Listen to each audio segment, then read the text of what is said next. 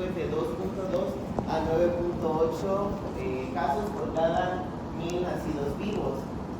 En países desarrollados la incidencia es menor, es aproximadamente de 1 por cada 1000 recién nacidos vivos. Tenemos que definir también qué es un síndrome de respuesta inflamatoria sistémica. Esta está caracterizada por la temperatura. Va a haber una fiebre mayor de 38.5 o va a haber una temperatura menor a 36 grados. Va a haber una taquicardia que va a estar arriba de 2 desviaciones estándar. Igual hay una gráfica sobre la frecuencia cardíaca que debe de tener un neonato y un pediátrico a ciertas edades. Debemos de descartar que la taquicardia sea por una causa secundaria, como lo son fármacos u otras causas que menciona la tabla.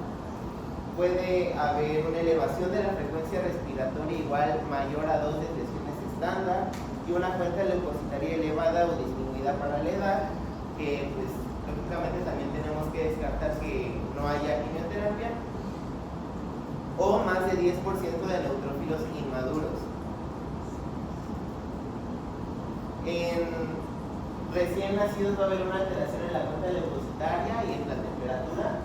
El gold estándar para esta enfermedad va a ser el aislamiento de un germen. El libro menciona que puede ser en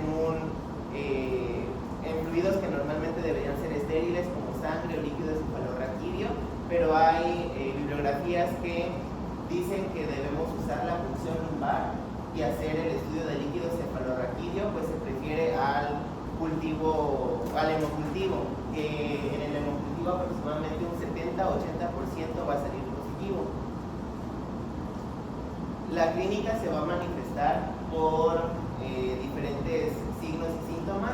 Va a ser bastante inespecífico. Nos vamos a guiar más que nada por el rechazo de tomas, o sea, que no se amamanta. Va a haber una inestabilidad térmica, ya vimos fiebre o hipotermia, y va a tener un mal color. La presentación inicial va a ser la apnea y los dos tacos, que es taquipnea y taquicardia. La presentación tardía va a llevarnos a un edema cerebral, trombosis, síndrome de dificultad respiratoria, insuficiencia renal, cardíaca, hepática. Va a haber un estado de hipercoagulabilidad. Puede haber trombopenia o alargamiento de tiempos de coagulación o incluso hemorragia suprarrenal. Se divide en temprana y tardía. La temprana son las sepsis que se dan antes de las primeras 72 horas, más bien en las primeras 72 horas, y va a ser por vía vertical, mientras que la tardía va a ser después de las 72 horas de nacido por vía horizontal. Incluso en la vía vertical se habla de contaminación transplacentaria. Y pues encontré un cuadro que nos resume qué es la sepsis precoz y la sepsis tardía. Nada más hay una incongruencia en esta tabla con lo que dice Martínez, si se dan cuenta. Sí, bueno, está bien.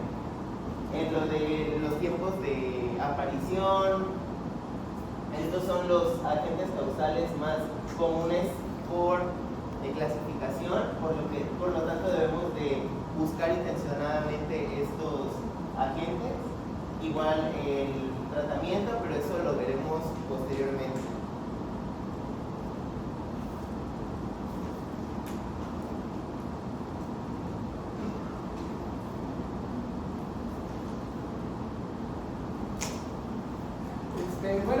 Vamos a evaluar en este espacio el ambiente y más que nada principalmente pues lo que ya vimos anteriormente, que es la triada ecológica, que juega parte fundamental en la patología de la sepsis neonatal, porque el libro nos hace hincapié en que debemos revisar principalmente al ambiente en el que se encuentra el bebé, el sujeto, que es el neonato en este caso, o el pediátrico, y también a la madre, porque muchas veces es donde sufren patologías de origen vertical, que el origen principalmente podría ser materno, ¿verdad?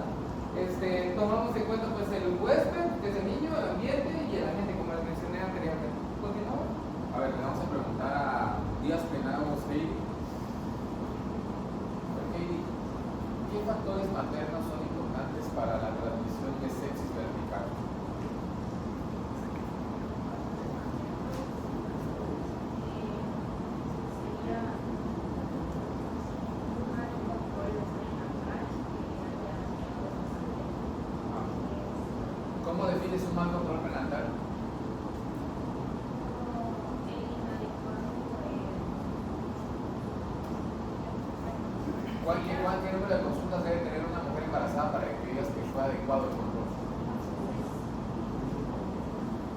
la de alto riesgo, ¿cuántas?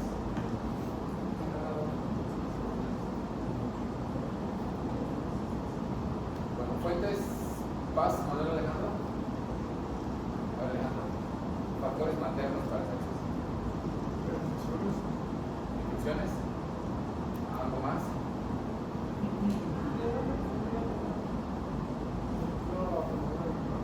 ¿Mande? Ajá.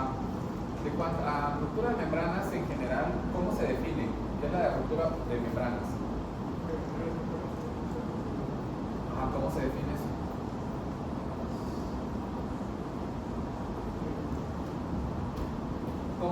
¿Cómo lo definieron cuando estaban en ginecología? En ginecología obstetricia, ¿cómo se define ruptura de membranas o ruptura prematura de membranas?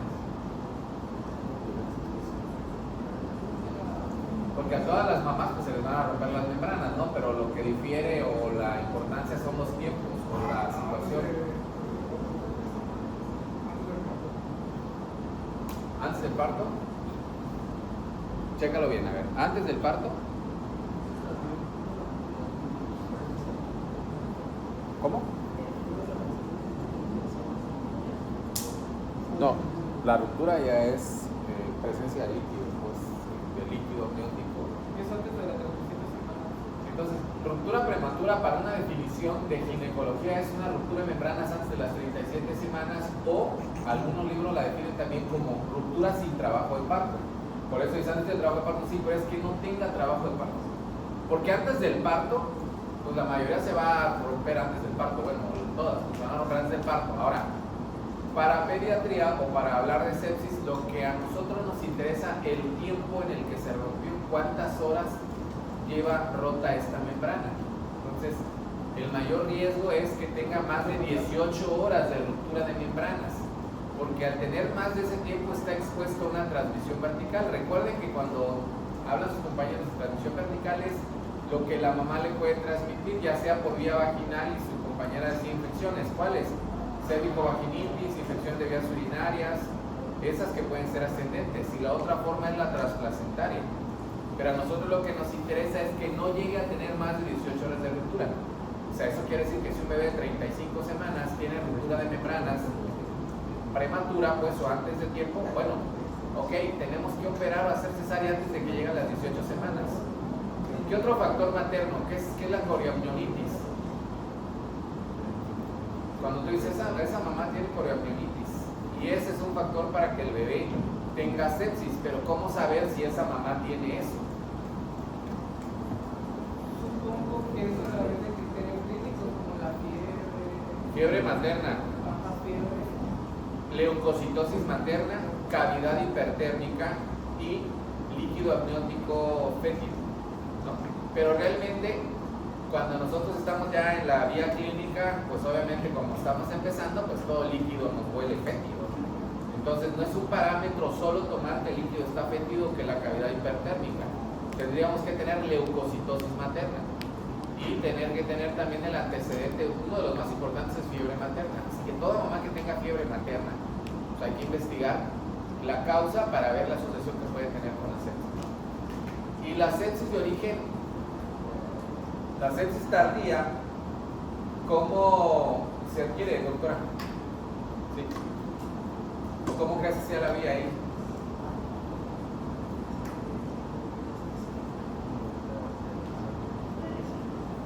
La sepsis tardía, ¿cómo es?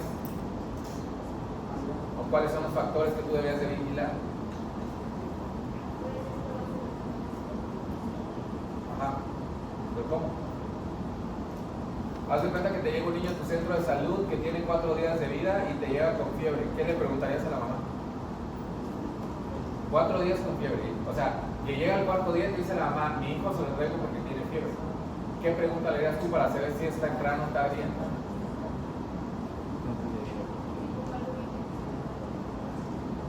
¿Cómo? Ok. ¿Y exactamente en qué momento empezó la fiebre? Porque te lo puede llevar al 4º día, pero que el niño empezaba al 2º día o al primer día. Hay que tener cuidado. Y la otra, que digamos que la sepsis tardía se va a dividir en dos. Aquellos que te llegan de comunidad, que te llegan de que nacieron con partera o nacieron en otro lugar y te llegan a tu centro de salud. ¿Esos qué gérmenes pueden ser y cómo pueden ingresar? Bueno, pueden ingresar por tomar fórmula o por el cordón umbilical en algo que se llama oncefalitis, que es una infección del cordón umbilical, o más bien de la base del cordón umbilical.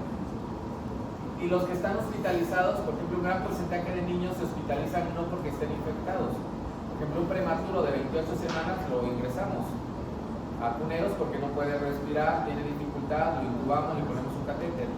Esas sepsis también son tardías porque muchos de ellos nacen sin sepsis, sin factores de riesgo. Los hospitalizamos y posterior a 72 horas inician con datos de respuesta inflamatoria sistémica, ¿no? Y eso hace que los factores intrahospitalarios que son que se haya intubado, que le haya puesto un catéter umbilical o un catéter percutáneo, que tenga múltiples funciones, que tenga sonda urinaria. La diferencia acá es que esos gérmenes de la sepsis tardía intrahospitalaria son a veces más complicadas o más difíciles de tratar porque se trata de gérmenes intrahospitalarios, pseudomonas, klebsiella, cándida, resistentes ya a un antibiótico. ¿Qué más? Ahora sí. Ok. Continuando con eso, ya nos adelantamos una gran parte. Lo importante acá es identificar eso, ¿verdad? Que existe una sepsis temprana, así como va a existir una tardía. Entonces, ambas tienen como que sus patógenos más frecuentes, ¿verdad? Entonces acá vamos a tener a los patógenos más frecuentes de la sepsis temprana, que vendrían siendo el Escherichia coli, la Klebsiella, el Enterobacter, la Serratia y el Streptococo del grupo B. Entonces, esto es lo que acompaña nuestra bibliografía. Ya me di la tarea un poco de buscar algo un poco más actual, ¿verdad? Y ya encontré ese estudio donde vemos los agentes causales más comunes a día de hoy, ¿verdad? Este estudio era de 2025, pero seguimos teniendo como principal agente causal el Escherichia coli, ¿verdad? Entonces, estas bacterias son de origen, son enterobacterias, entonces son propias del sistema gastrointestinal y son estas mismas las que van a complicar para llevar a nuestro neonato a sepsis, ¿verdad? Entonces, el principal mecanismo por el cual ocurre esto es porque no tenemos una flora bacteriana a nivel de un neonato, entonces las bacterias malas, si recordamos un poco que vimos en infecto, pues tienden a predominar y posteriormente causar el estado de sepsis, ¿verdad? Cada una con sus complicaciones un poco más reñidas.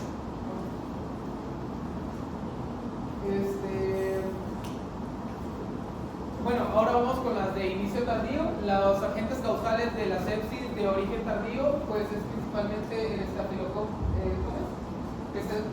Staphylococcus epidermidis, que lo podemos encontrar pues en nuestros epitelios de la piel así normal. Entonces es muy común que estos son agente causal. El Aurus, las pseudomonas, las enterobacterias principalmente anteriormente mencionadas, y hasta la Cándida albicans. Entonces, recordando un poco de lo que les mencionamos, lo del huésped, del ambiente y los agentes, muchas veces estos son a través de origen vertical y comúnmente comparten este origen que es a través, o sea, se obtienen a través de la lactancia por alguna infección, pues como les decimos, el epidermidis ya se encuentra de por sí en la piel, y si tenemos compromiso inmunológico del neonato, pues es más común que tienda a ¿Pero tú crees que se transmite así? ¿Es más transmisible si le da de mamá? O sea, ahí agarra esta. pues no, Porque si no le podemos decir que no le leche. no, claro, pero supongo que también tiene que ver otros factores, ¿no? Por ejemplo, si la mamá tiene una infección, una mastitis, pues No tanto va por ahí. Por ejemplo, la oncefalitis sí. La vía de entrada es la oncefalitis, ahí está el estado, se inflama y por ahí entra. Por acá generalmente son más, digamos, gram negativos, enterobacterias. Ahora, cuando se refiere a staph, es más lo que tenemos en piel que lo metemos por funciones. Cuando funcionamos, cuando ponemos catéteres, ya sea yugulares o periféricos, ahí es donde se va más la vía, o la contaminación en las manos, que ahí también pueden ir todas, pero es más la contaminación de las manos en el medio hospitalario o la contaminación ¿Qué sustancia contiene la leche materna que le da protección contra las infecciones? Inmunoglobulina A, ¿no? O sea que existe ahí que es una inmunoglobulina que a nivel del epitelio respiratorio y digestivo la protege, es más como de barrera. Entonces esa es como un método protector. Entonces, abundando un poco más, ¿qué factores serían asociados al recién nacido para que se tenga más riesgo de infección? Ya su compañero dijo varios.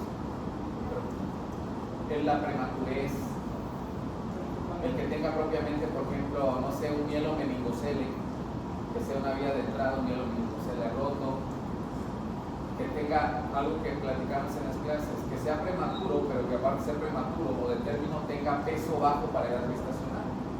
Que puede ser un bebé que sea de término, pero con peso bajo, o un prematuro de peso bajo, tiene más posibilidades de infectarse.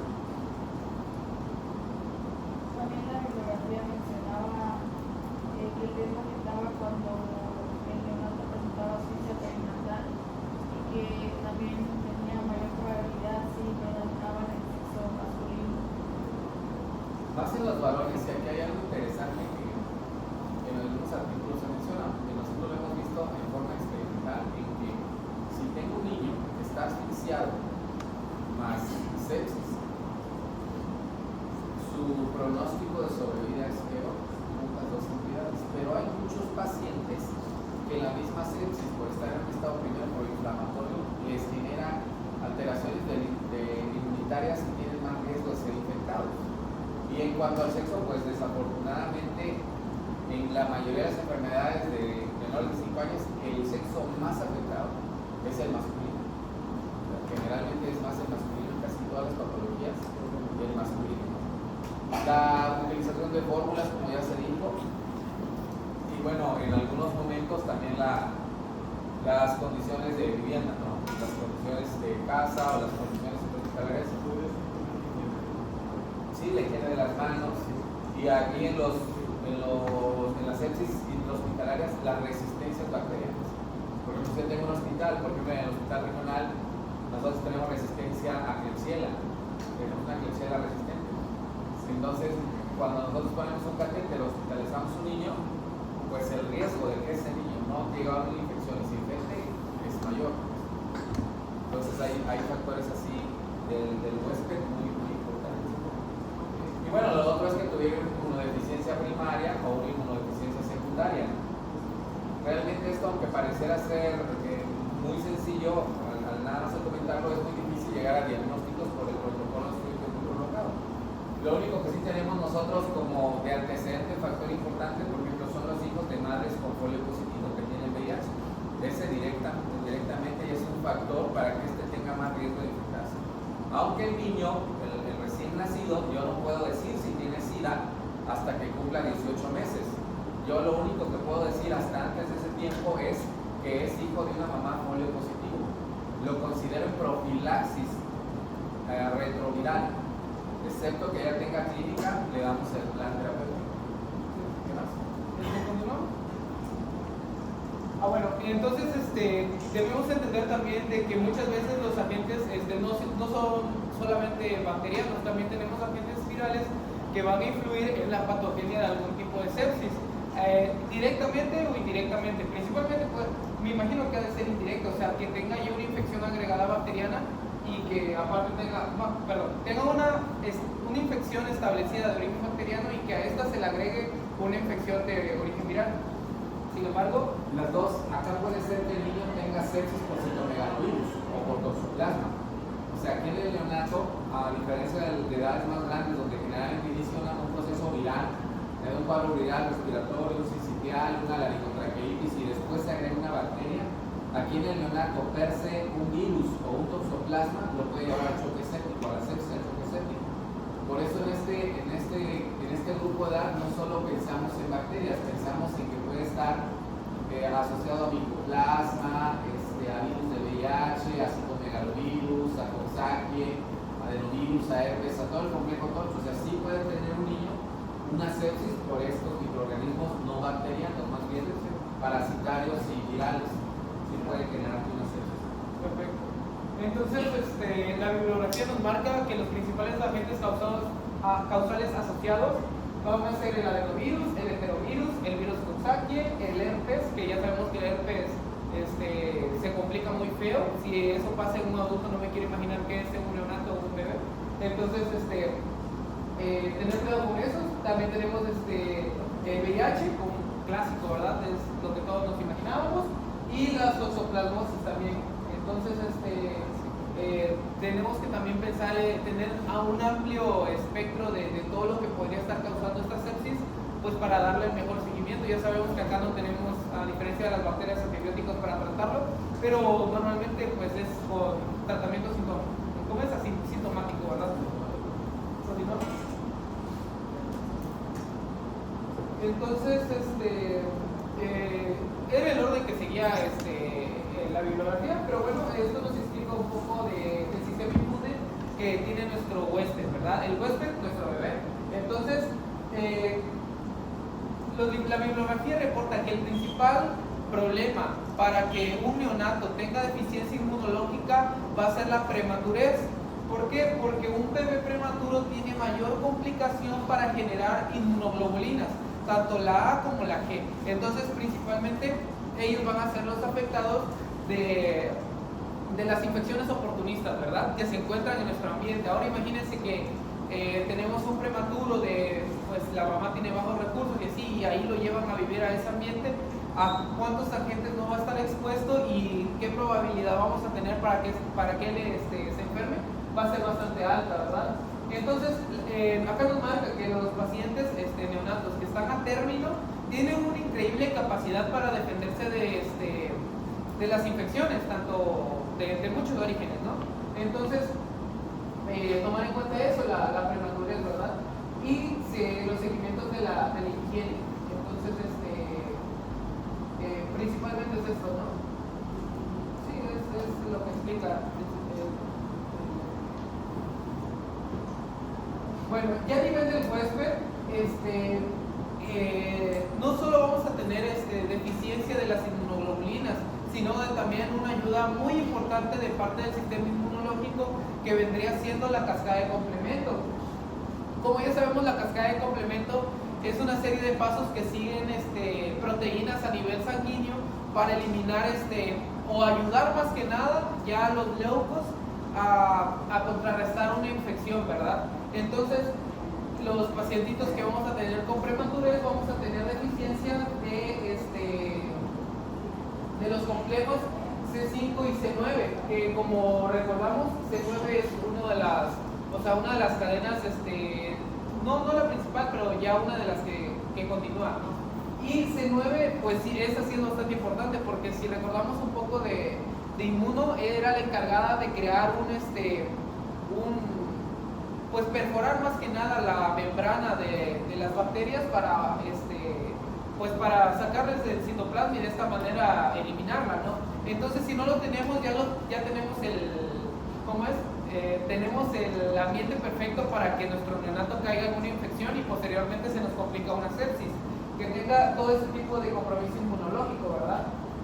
Entonces, identificar principalmente el grupo más afectado, que son los prematuros, para darles una atención más integral o pensada, ¿no? O sea, si nació prematuro, aparte la mamá es un folio positivo, y no lo vamos a mandar a su casa si él se encuentra bien, sino que esperar un poco, no sé, como que retenerlo para que como que...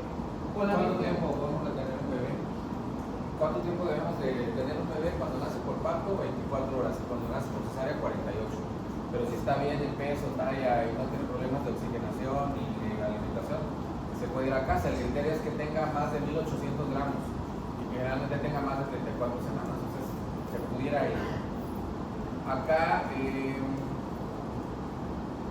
importante en la cuestión anterior es que hay un compromiso inmunológico no solo de la inmunidad celular, o sea, no solo de la inmunidad a nivel de las células T o de los linfocitos, sino también de la inmunidad tumoral, o sea, del complemento, el que va a llegar de primera intención cuando inicia la respuesta inflamatoria sistémica, va a dar los avisos bioquímicos para que empiecen a actuar los macrófagos. Hay una deficiencia inmunitaria y entre más prematuro seas o menos peso tengas, pues es mayor el compromiso inmunitario que pueden tener estos pacientes. ¿Sí? Bueno, ahora vamos a explicar un poco de parte de los factores ambientales, y estos tienen bastante relevancia y creo que lo tenemos que tomar en cuenta porque no va a ser el mismo ambiente que, o sea, apenas nació y va a estar en el hospital o todo bien, o sea, nace prematuro pero tiene buen peso, buena oxigenación y ya está en su casa o hasta en la misma calle, ¿no? Que nos va a ayudar a dividir lo que puede ser pre, trans o postnatales, o sea, el ambiente en cada etapa de vida del bebé pues tiene que tener un peso, ¿verdad? Trans es antes de que él nazca, ¿verdad? Y hay que tomar en cuenta principalmente pues tanto el maltrato como la mala alimentación, que la mamá ya haya tenido antecedentes de alcoholismo, que pueden influir pues en su ambiente, pues, pero él ni siquiera ha nacido, ¿no? Entonces, los trans pues ya podrían ser las infecciones que pueden tener ya de origen vertical, o sea, ¿cómo es? El líquido amniótico estéril, bueno, no estéril pues, pero no esté infectado, pues, a lo que voy. Entonces, durante el parto ya tiene contacto con sustancias que infectan al neonato, o lo que ya pasa después, que por ejemplo se le da alta y dentro del ambiente de su casa es donde se infecta, ¿verdad? El líquido amniótico es estéril, en teoría sí, es el factor protector, pero cuando hay ruptura de membranas, ahí ya no. Pero no per se porque el líquido no es estéril desde antes, sino porque es por el ascenso de las bacterias. Algo importante acá es de que todo niño, estamos hablando de neonato, todo niño en el primer mes de vida, en los 30 días, si llega a su centro de salud y tiene fiebre, no podemos egresarlo, pensar, o sea, llega a mi centro de salud a los 5 días o 7 días de vida, compruebo que tiene fiebre 38.5 o más o 38 más, rechazo el alimento, yo no puedo darle de alta que vaya a tomar paracetamol y vaya a casa, pensando que puede ser un cuadro gripal o algo pasajero. En el paciente prematuro, el paciente de término menor de 30 días, hay que hacer un protocolo adecuado. E incluso algunas bibliografías hablan de los niños hasta los 3 meses. Hasta los 3 meses, cualquiera que llegue con una respuesta de fiebre, sistémica de fiebre, hay que protocolizar. O sea, no debemos dar solo paracetamol, porque la realidad es que el paracetamol no es malo. O sea, el paracetamol no es malo como un antipirético y realmente le va a hacer bien. Pero si ese paciente está infectado, pues no mejora porque está infectado, solo es un antipirético, no porque sea malo. Entonces ahí no es tanto que el fármaco que estemos indicando es inadecuado, sino que el diagnóstico que estamos manejando no es adecuado, pues no es efectivo. Realmente la sepsis como una respuesta inflamatoria sistémica es un diagnóstico difícil, no es fácil, porque hay mucha sintomatología que no es tan específica. De hecho, cuando nosotros tenemos al paciente y le decimos, señora, se va a quedar su bebé hospitalizado porque está infectado, y los papás le van a preguntar, sí doctor, ¿y dónde está la infección? ¿Dónde tiene esa infección? Entonces aquí es importante recordar que los que están presentando una respuesta inflamatoria sistémica y una variedad de síntomas generalmente son asociados a la bacteria. O sea, muchas ocasiones yo no puedo ver, a veces no tiene dificultad respiratoria o no tiene diarrea, pero tiene fiebre y tiene leucocitosis. Entonces es difícil en el neonato, e incluso en algunos lactantes, que focalice una infección. O sea, que me esté dando ya un foco pulmonar, digestivo, urinario. Y de lo que dijeron al principio y que si pusieron atención es importante, hay que tener mucho cuidado porque el neonato, por su condición de inmunocompromiso, su condición de sus gérmenes tan potentes, las enterobacterias y las intrahospitalarias, muy fácilmente me puede hacer una neuroinfección, una meningitis bacteriana, por ejemplo. ¿Y cuál es el detalle? Que es muy difícil diagnosticar el estado neurológico de un neonato y de un lactante. En muchas ocasiones el único dato que tenemos nosotros para evaluar que tiene alteraciones neurológicas es la irritabilidad. El niño está irritado. Y aquí deben de tener un precedente importante. Todo niño que convulsione antes de los 6 meses, miren, todo niño que convulsione y tenga menos de 6 meses y que les diga a la mamá, es que tenía gripita y convulsionó por fiebre, no lo pueden diagnosticar ustedes como crisis convulsiva febril. O sea, si tiene menos de 6 meses, ustedes tienen que ir a investigar a ver si no es una meningitis primero. Si no es una meningitis, pues vayan a buscar otra causa de las crisis convulsivas. Por eso es que un neonato que convulsione, que me llega a la segunda, tercera semana, y me dice, mamá, convulsionó, ese es un un dato interesante para dejarlo hospitalizado. Escuchen bien, el niño que convulsiona en el primer mes de vida, hay dos causas. La primera, en la primera semana, es que se haya asfixiado, asfixia perinatal, y la segunda es que esté infectado, que tenga una neuroinfección.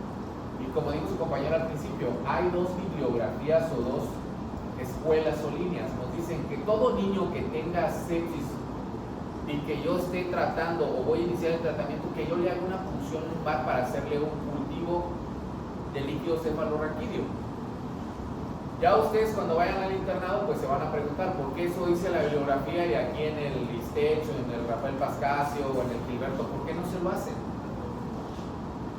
Bueno, aquí hay un problema interesante, que el que haga un procedimiento de esos tiene también factores de riesgo. Por ejemplo, si está plaquetopénico, si tiene datos de hipertensión endocraniana. Entonces ustedes van a ver aquí en nuestro estado que nosotros hacemos punción lumbares para el cultivo de líquido cefalorraquídeo solo en los pacientes que tienen sepsis y datos neurológicos asociados a meningitis. Solo ellos les vamos a hacer punción. Los demás, lo que les vamos a hacer va a ser hemocultivo.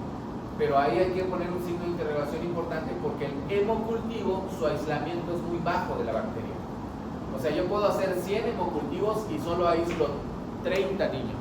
O sea, solo aíslo 30 bacterias. Los otros 70 no logro hacer un aislamiento. ¿Por qué? Porque la toma fue inadecuada, porque la siembra fue inadecuada, por muchas causas. Ya lo verán ustedes en el internado. El internado es muy estricto eso, a qué hora lo llevas, a qué hora lo siembras, cómo lo cultivas. Y también hay que empezar a revisar esta situación de los hemocultivos, porque, por ejemplo, ¿qué pasaría si yo tomo un hemocultivo y el de reporte me dice que tiene 4 bacterias? Tiene Klebsiella, Cándida, Pseudomonas y Serratia marcenses. O un urocultivo. Cuando tengo un cultivo de más de 2 o 3 bacterias presentes, lo que deben de sospechar ustedes es que se contaminó esa muestra. Ustedes como internos, cuando sospechen que está contaminada esa muestra, lo ideal es volver a tomar el hemocultivo cuando les toque tomar. Y si ya tienen el reporte y tienen 3, 4 bacterias, oigan, ahí tengan cuidado, sobre todo en urocultivo, porque tiende mucho a contaminarse. Por eso, en la literatura o en la bibliografía, si les preguntan cuál es el gol estándar para la sepsis, el hemocultivo. ¿Ya? Pero en la práctica clínica, el hemocultivo más nos sirve a nosotros aquellos hemocultivos positivos para dirigir un plan de antibióticos. ¿Ya? El que no tenga un hemocultivo positivo y tenga datos clínicos, yo le voy a dar un tratamiento antibacteriano empírico. ¿Ya?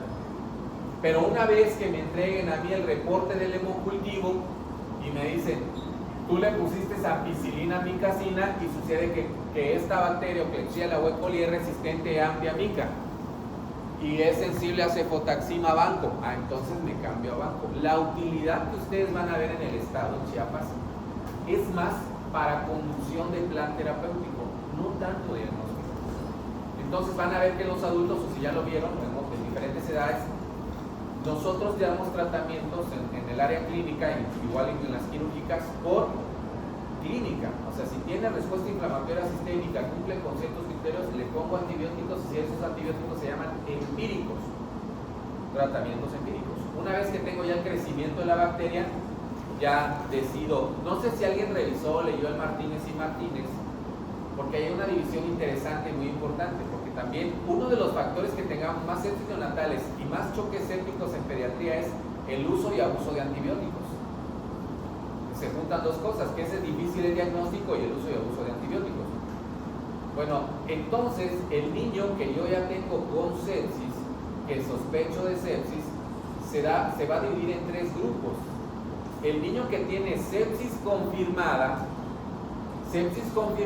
es el que tiene datos clínicos, o sea, obviamente factores de riesgo, ¿no? Pero tiene datos clínicos y hemocultivo positivo. Yo a ese le llamo sepsis confirmada, porque tengo los dos factores, la clínica y el hemocultivo. Luego tengo uno que se llama sepsis sin germen aislado. Ese niño lo tengo con datos clínicos, lo tengo intubado, chocado, con aminas, pero su hemocultivo negativo. Ese se llama sepsis sin germen aislado. ¿Y por qué es interesante esto? Porque dependiendo de los pronombres y nombres que yo le dé, va a ser los días que le voy a dar de antibióticos. Y tengo al otro que se llama sepsis descartada. Ese va a ser como el 80% que les va a tocar en los centros de salud. Es aquel niño que la mamá tenía ruptura de 20 horas, entonces nace, lo vigilo, no tiene ningún dato clínico de sepsis, pero le tomo laboratorios hemocultivo. Y a las 36 horas me dice el laboratorio, doctor, hemocultivo negativo, VH normal, PCR y procalcitonina normal. Entonces yo digo, sepsis descartada. Martínez y Martínez nos ofrece, si tienes tantas dudas en que si está infectado o no, ponle antibióticos. Ponle antibióticos si tienes duda. Duda bioquímica, no clínica. Le pones antibióticos, recibo el hemocultivo y ese niño que yo le puse antibiótico, sucede que le puse el lunes y el lunes clínicamente estaba bien, martes bien, y el miércoles temprano me entregan el hemocultivo negativo y nunca me hizo respuesta inflamatoria sistémica. Yo puedo decir, suspendo antibióticos, sepsis descartada. Cuando yo le pongo en ese expediente, en el CIE-10 que me da el diagnóstico de sepsis, le doy clic y lo llevo a sepsis descartada con hemocultivo negativo. Así debe de ser. O sea, es lo ideal. ¿Por qué debería ser así? Porque como la clínica es muy inespecífica, sí tendría que tomar hemocultivo. Y como dijeron en la primera diapositiva, no solo pueden ser hemos, sino tiene que ser urocultivo, cultivo de punción, cultivo incluso de secreción ocular y múltiples cultivos, pero el básico va a ser hemocultivo. Bueno, ahora, ¿qué es la cantidad mínima inhibitoria cuando se habla de antibióticos? Porque ya ustedes van a ver, bueno, ¿y por qué este chamaquito le pusieron más y este menos y este cada 12 y este cada 24 horas? Es la cantidad mínima de un antibiótico para ejercer su efecto antibacteriano. Del 90%. Del 90%. Sí. Eso ya está medido, o sea, yo doy una micacina, doy un apio, doy una cepo y está comprobado en el laboratorio que esa dosis para ese niño en ese peso y en esa edad, con esa dosis, elimina más del 90% de crecimiento. Esto les digo porque no va a ser igual que el adulto. Así a un prematuro de 28 semanas le van a tocar 17 miligramos o 18 miligramos de amicacina cada 48 horas y al de término le van a tocar 15 miligramos cada 24. Si tú mides, bueno, es mayor una cantidad que la otra, pero eso es porque la cantidad mínima inhibitoria para uno, por el peso y la condición, es diferente que para otro. Entonces, por eso ustedes van a ver en pediatría que vamos a estar con diferentes dosis. Algo que también van a empezar a ver ustedes cuando estén revisando ya fármacos en pediatría, que hay algo que se llama dosis tope en fármacos, no sé si ya lo han visto. O sea, yo doy un antibiótico y sucede que lo multiplico por el peso, no tanto en el neonato, no tenemos tanto problema. Tenemos problema con aquel niño que tiene 8 años y pesa 45 kilos, que puede ser. Entonces, ¿qué pasa si yo le pongo por una otitis media amoxicilina? La dosis de amoxicilina para otitis media es de 90 miligramos por kilo. Pues si multiplico 45 por 90 me da 1800 y tantos. Entonces le va a tocar más dosis que un adulto. Porque a un adulto le tocan una 500 miligramos cada 8 o 875 cada 12. Este está por arriba. Ahí revisen cuando hayan en fármacos dosis tope. ¿Qué quiere decir eso en pediatría? Bueno, que la dosis por kilogramo me da 3000 miligramos, por ejemplo, ceftriaxona. Han visto ceftriaxona que dice en pediatría 50, 100 o 150 miligramos por kilo, pero dicen ya quédate con el tope de 1 gramo por día. Si me da más de 1 gramo, yo le daré el tope que es 500 miligramos cada 12 horas y cumplo la dosis tope. Eso está basado en cantidad mínima. ¿Ya? Ahí si tienen alguna duda, ahí? Hay que revisar eso, es diferente. Y sí les digo más, ahorita con los neonatos no hay tanto problema, pero porque obviamente están tasados por debajo de su peso o por su peso ideal. Pero realmente tenemos mucho problema para tasar medicamentos con los escolares, que están con peso muy alto, con sobrepeso y realmente nos van dosis demasiado altas. Hay que ver las cantidades exactas. ¿Qué es dosis de impregnación en antibióticos o en fármacos? ¿O cómo funciona eso, dosis de impregnación?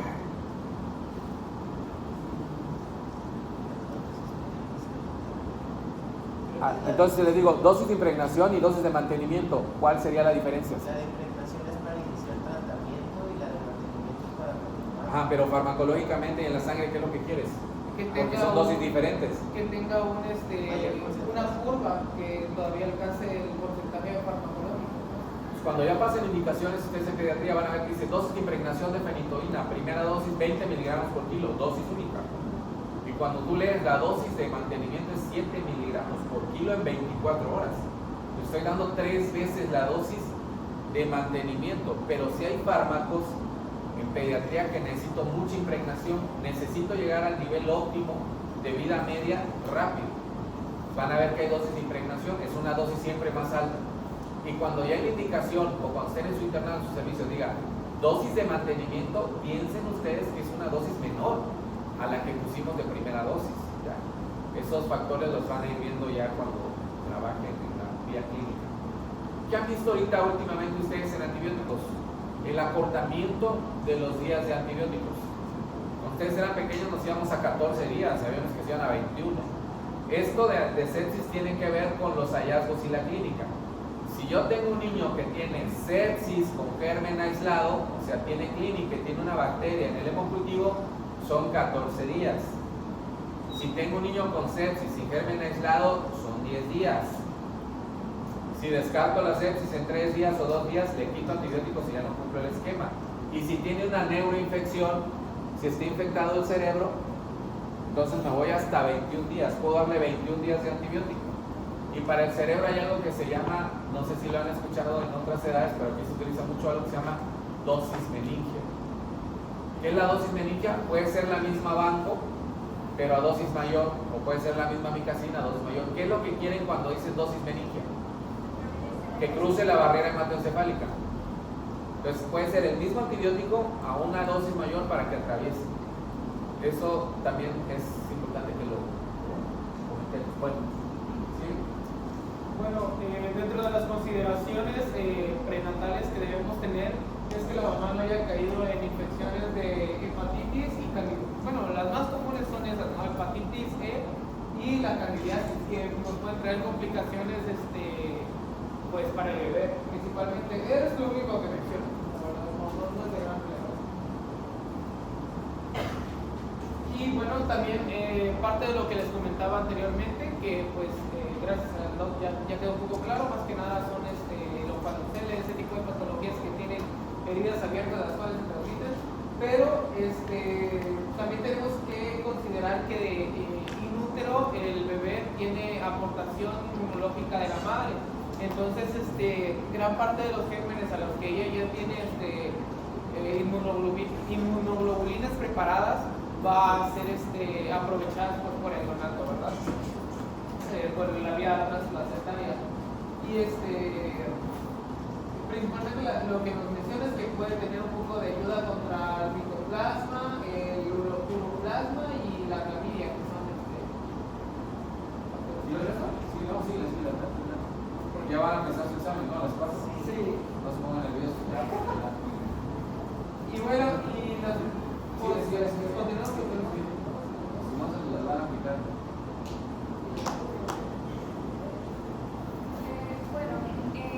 Promoción a la salud, pues tenemos que aclarar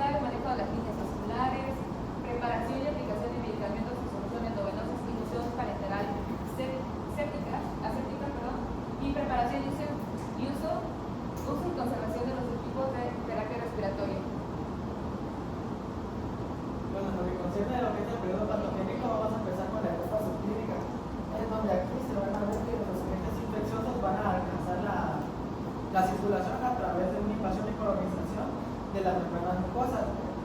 Esto lo pueden hacer a través de lo que es el tejido lesionado o infectado, de catéteres vasculares colonizados, vía transplacentaria, como se ha comentado, y por líquidos endovenosos contaminados. Bueno, normalmente van a ser bacterias gram positivas, gram negativas, perdón, las que van a colonizar aquí. Entonces estas van a tener una endotoxina, la cual en su estructura va a tener un polisacárido, el cual va a ser muy inmunogénico y va a ser el blanco primario de lo que es la respuesta inmune. Aparte también de este polisacárido van a existir otros dos componentes claves, el cual va a ser el core y el lípido A, en donde estos van a ser activadores principales del daño tisular y también van a estar relacionados con la inflamación y la liberación de citocinas. Bueno, en lo que concerna a lo que es el mecanismo de la respuesta de una célula, estos van a estar activados por sistemas mediadores, el cual va a ser inflamación y síntesis y liberadores de citocinas. Pero también van a haber mediadores involucrados como puede ser interleucinas, interferones, el factor de necrosis tumoral alfa y el BAF, que es el factor activador de plaquetas.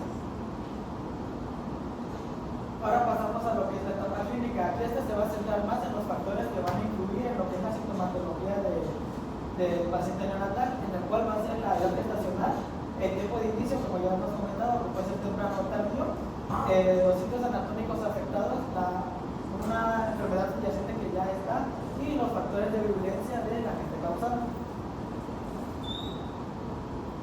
Bueno, aquí el paciente puede tener diversos síntomas generales, como puede estar distérmico, que puede tener una hipotermia o puede tener fiebre.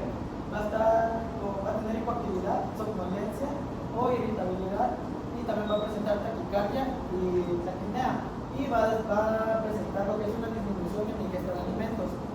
Pero también va a haber alteraciones sistémicas, por ejemplo, en el respiratorio puede tener apnea, cianosis y dificultad respiratoria. En el gastrointestinal puede tener vómito, va a tener una disminución de la ingesta alimentaria y también va a tener una distensión. En el hepático puede tener ictericia y hepatomegalia. En el neurológico puede tener convulsiones y en casos muy graves una arritmia cardíaca, hipotensión y estado de choque.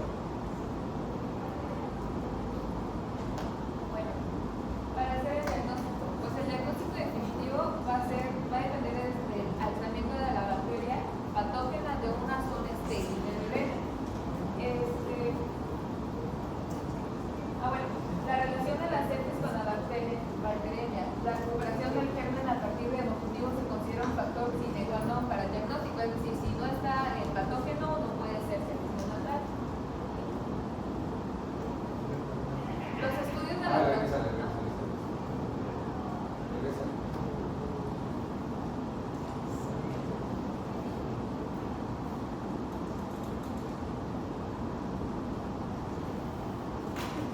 O sea, si está, es una sepsis.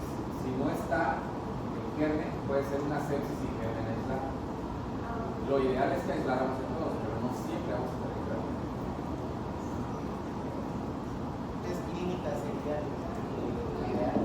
Sí, bueno, te digo, lo ideal es que tuviéramos los dos. Cuando no tienen los dos, solo te basas. Ahora, hay algunos otros estudios que se pueden hacer bioquímicos aparte del conjuntivo, procalcitonina y PCR. Velocidad de sedimentación globular, pero son muy inespecíficos al final de cuentas. Bueno, los estudios de laboratorio van a tener dos objetivos: el diagnóstico, o sea, diagnosticar el recién nacido, y la identificación de susceptibilidad antimicrobiana, así como también esto nos va a servir para seleccionar el manejo antimicrobiano que se le va a dar al bebé. Ok, aquí es importante de que no esperemos a que los síntomas y los signos sean realmente visibles, porque cuando ya tengamos signos patognomónicos, significa de que ya es demasiado tarde y que nuestro bebé ya está complicado y se puede llegar a morir. Entonces es importante de que cuando nosotros veamos que el bebé, ahorita voy a hablar sobre estos síntomas, presenta algunos de estos síntomas, empecemos a dar un esquema de tratamiento para que pues, no se desarrolle más y sea más grave. Esto nos va a traer a nosotros también consecuencias, porque puede decir que prescribamos tratamiento antimicrobiano al recién nacido que no esté infectado. Siguiente. Entonces, cuando nosotros hacemos prescribir tratamientos antimicrobianos al bebé no infectado, vamos a tener efectos colaterales como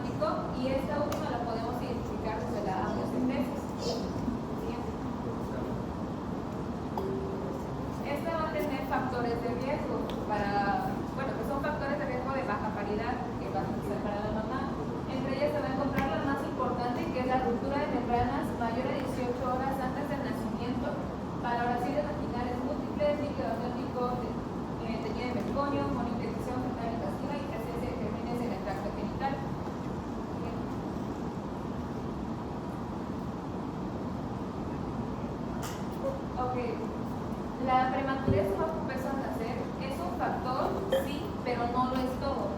Es decir, por sí misma no va a implicar un riesgo alto. Por ejemplo, si tenemos un prematuro que está sano, que no recibió o que no tuvo coreamnitis, es muy probable que no desarrolle la sepsis neonatal. Sin embargo, si tenemos otro prematuro que sí tuvo otro factor ayudante como la coreamnitis, es muy probable de que este sí desarrolle la sepsis neonatal.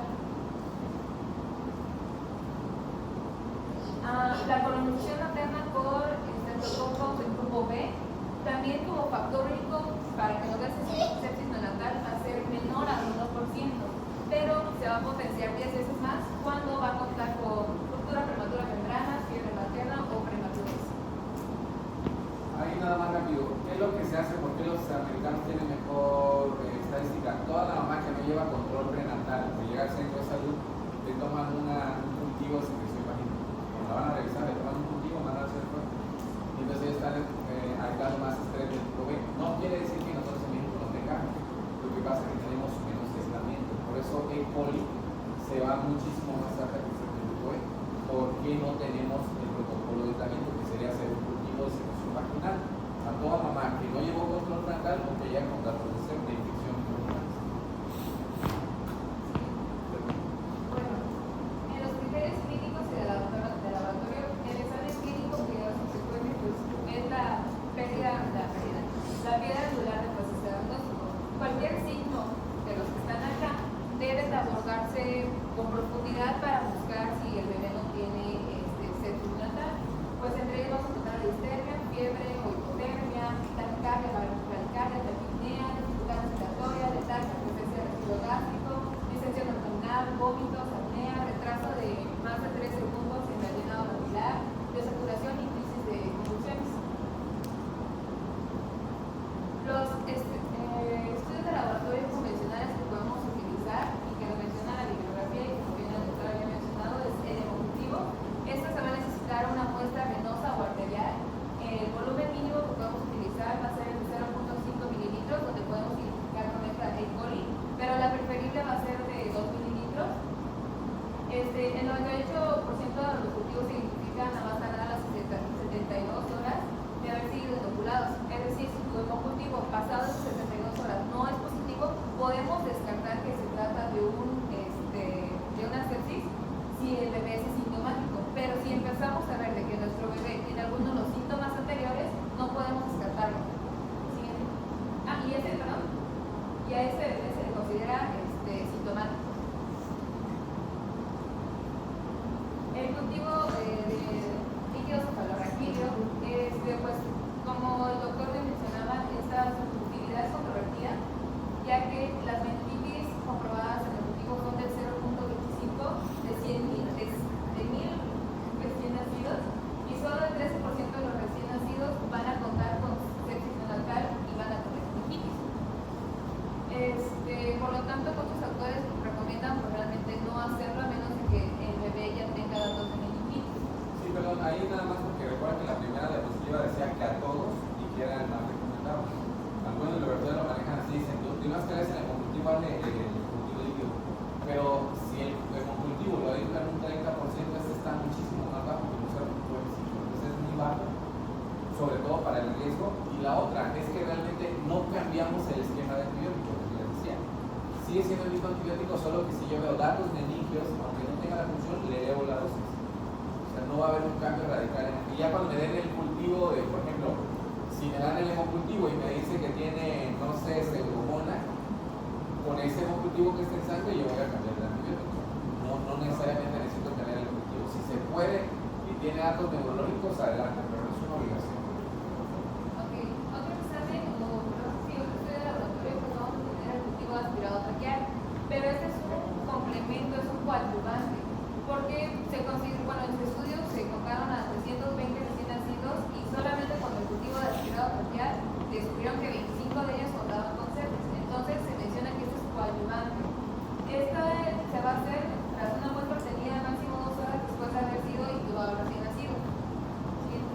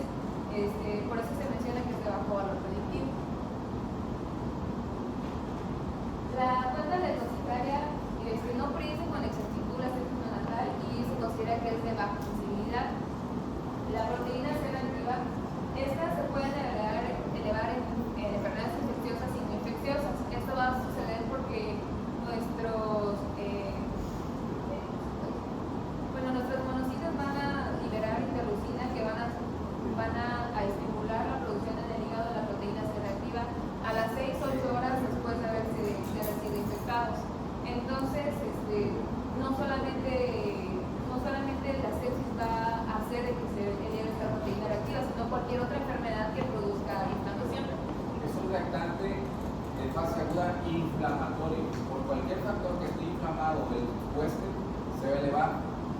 O sea, el mismo trauma del nacimiento, si estuviera fracturado, quemado X, para otro paciente se va a elevar.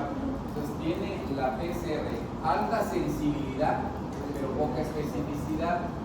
Entonces no la tomamos en cuenta y lo que hay que observar, muy importante que dice compañera, tiene límites y tiene tiempo. De las 0 a las 6 horas, a las 6 tiene un pico máximo. Si lo tomo antes, pierde su valor. Si lo tomo después, pierde su valor. Entonces no es cosas complementarias. Si lo tengo, lo puedo tomar, pero hay que tener mucha calma para hacer una interpretación de resultados. Okay. La procalcitonina es de baja sensibilidad al inicio de la infusión y falta de especificidad. Esto se hizo más o menos para mejorar la PCR o ayudarla, pero realmente no funciona tanto con esta porque se ha detectado de que esta puede ser positiva inclusive en niños sanos. Bueno, y por último tenemos las técnicas moleculares. Aquí vamos a utilizar el uso de la reacción de la cadena de polimerasas en tiempo real. Esta va a ser, al igual que el aspirado traqueal, va a ser coadyuvante al diagnóstico, ya que al contar con resultados positivos no se tendría un antibiograma, solamente tendríamos un resultado positivo. Ahora, pues tenemos un chorro de estudios de laboratorio. Para eso la Academia Americana de Pediatría nos ayuda mostrándonos tablas de cómo podemos utilizarlas, y esta las va a agrupar en antes de 37 semanas, después de 37 semanas o con presencia o no de coriamnoides. Entonces, antes de las 37 semanas, la coriamnoides si nuestro bebé tiene coriamnoides o ruptura prematura de membranas mayor de 18 horas, se va a iniciar con profilaxis antimicrobiana. Después se le va a hacer un remocultivo al nacimiento, se le va a hacer biometría hemática PCR a las 6 o 12 horas de vida. Se va a iniciar con el tratamiento antimicrobiano y si por ejemplo el hemocultivo todavía no está listo, pero si la biometría hemática y el PCR son normales, se suspende. Si son anormales, se va a continuar con los antibióticos. Y ya por último, si el cultivo sale positivo, se va a revalorar los antibióticos que estábamos dando y se puede llegar a hacer la función local.